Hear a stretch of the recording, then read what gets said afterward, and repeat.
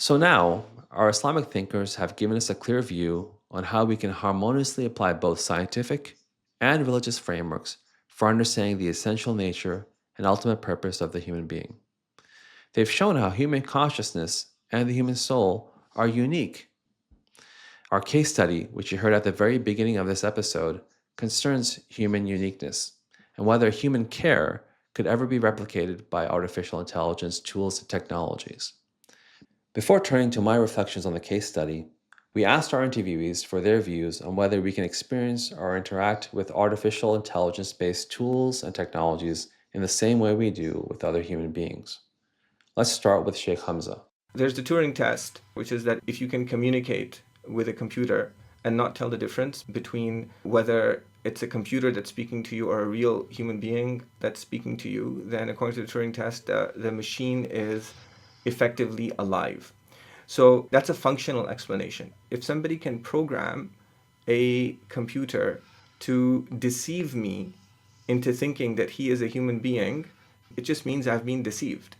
So the AI, it doesn't have a subjective experience. But then if you go a little bit deeper into what it means to be a human being, to love, to be grateful, to be generous, to do all of these things, and actually if we experience this within ourselves, then it's nowhere to be found within a machine. There's a verse in the Quran that says that إِنَّ الَّذِينَ تَدْعُونَ مِن دُونِ اللَّهِ, verily the idols that you worship apart from God, لَن يَخْلُقُوا ذُبَابًا وَلَوِ اجْتَمَعُوا لَهُ, they won't even be able to create a fly if they were all together to do it.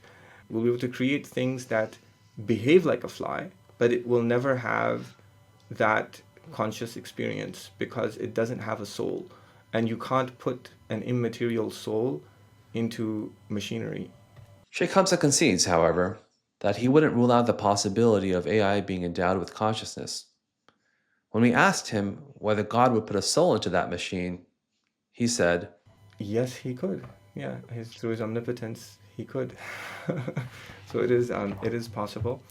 And in that sense, his ensouling us is like that. Because if you say that our physical bodies can be explained by science, then in effect, from that perspective, we are like machines. But there's an ensoulment that happens with each and every one of us. And that ensoulment is what makes us human. And that ensoulment hasn't yet happened with AI. But if it does, it won't have happened because of the computer programmer or because of the one who made the microchip. It would have happened by someone else who's done something that's beyond what they have done.